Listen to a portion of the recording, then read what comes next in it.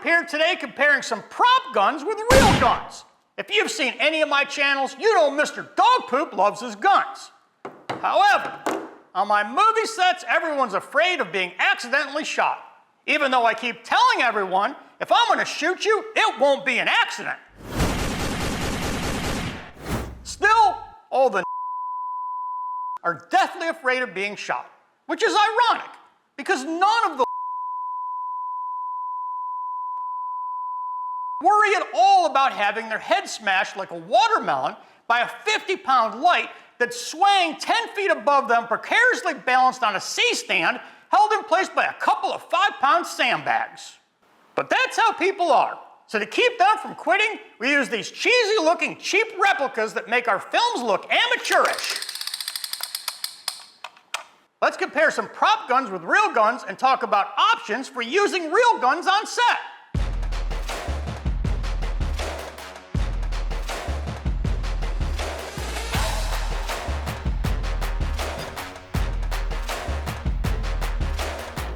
It goes without saying that anytime real or prop guns are on set, strict protocols must be followed.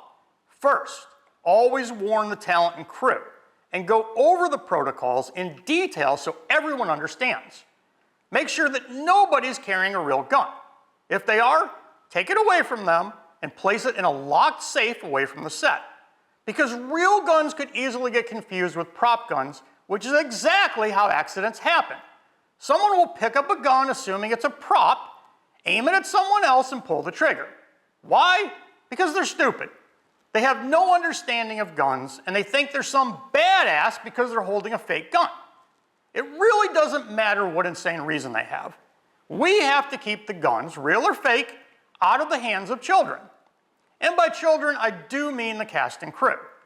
Now that we have all that out of the way, let's take a look at these prop guns next to the real thing. So here I have two 1911 45 ACP guns.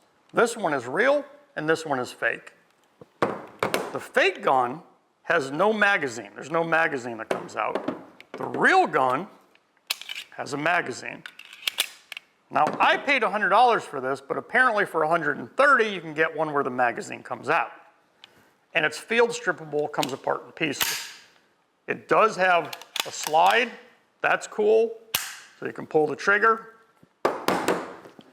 but this one has a beaver tail safety, and you can see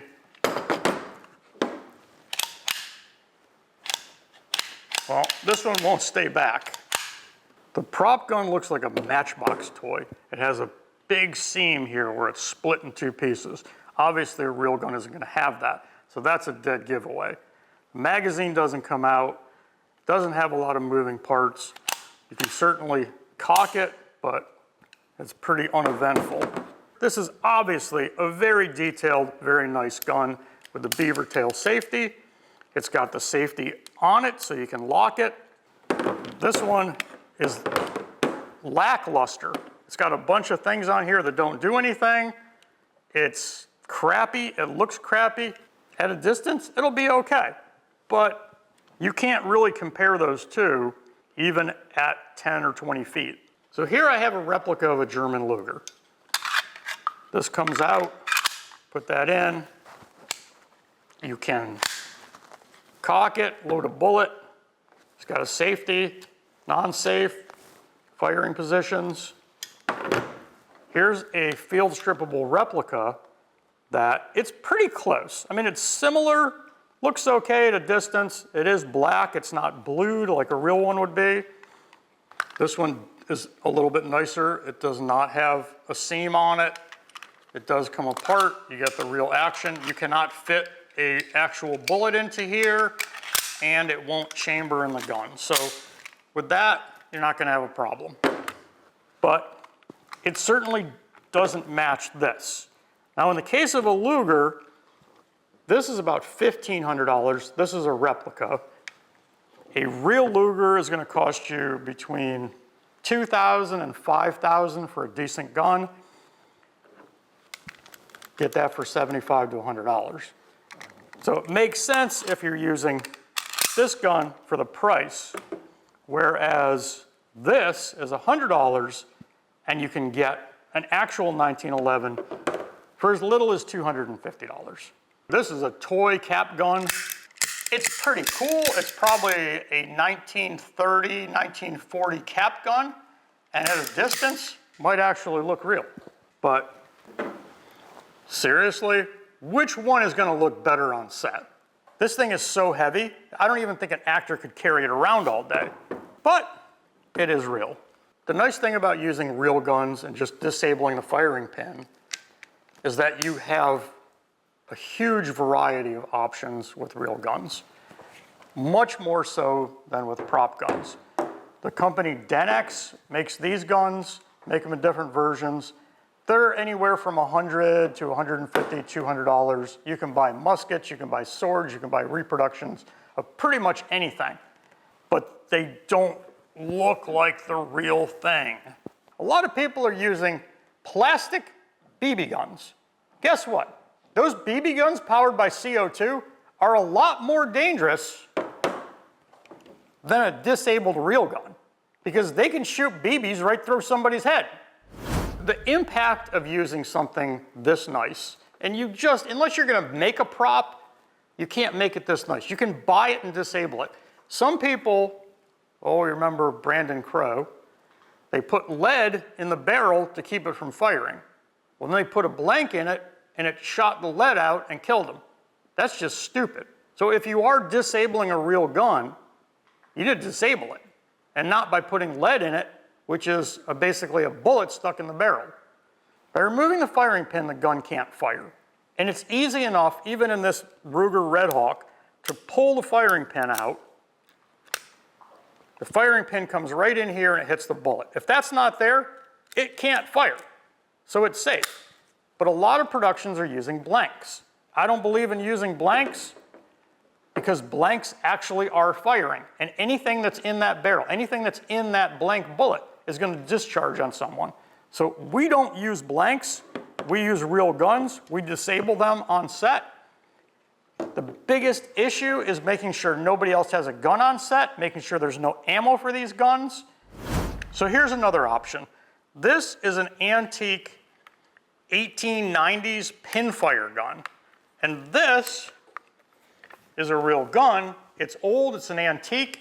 You don't have to have a license to buy it, but it still has the action. The difference is you can't put a bullet in this gun. It used a pinfire bullet that had a piece that came out the top, and this comes down on the top of the barrel. So it looks like a gun, but it can't actually fire unless someone has prefabricated a pinfire bullet. So we buy these. This is about 50 bucks. We clean them up, redo them, paint them, whatever we want to do with it, and we have something which is a real gun, works like a real gun, looks like a real gun, but it doesn't fire like a real gun. You can also get a lot of antique guns that are non-firing and non-usable, mostly because the firing pin has worn off or worn out. Pinfire, revolver, Lugers, 1911s, cap guns. Here's a little more modern gun that's super cool looking. You're not gonna get this out of a prop gun. You're not gonna get anything that looks that good. You're gonna be able to do close-ups. This gun was $325. Spend $150, $200 on a prop gun that looks fake, doesn't make any sense. Take this to a gunsmith, let them disable it for you, and you're good to go. Any real gun can be easily modified to be a non-firing prop gun by simply disabling the firing pin. Such as in this 1911. The firing pin can be removed and later replaced to be fully operational again. The real gun looks real. It looks better on film. Your actors will act differently when they're holding a real gun rather than a prop gun. If you don't know how to remove the firing pin, just take it to any gunsmith at any dealer and they can do it for you in a couple minutes. Then later, you can put the firing pin back in and you still have 100% of the value that paid for the gun. On the other hand, this piece of shit is garbage right out of the box. It has no resale value, and it was basically just a waste of the $100 I paid for it. It'll just cheapen my production and cost me money. So then why aren't we using real guns for production? No gun has ever killed anyone on its own. It takes stupid, careless people handling the gun to do that. And we all know how many stupid, careless people we have on a movie set.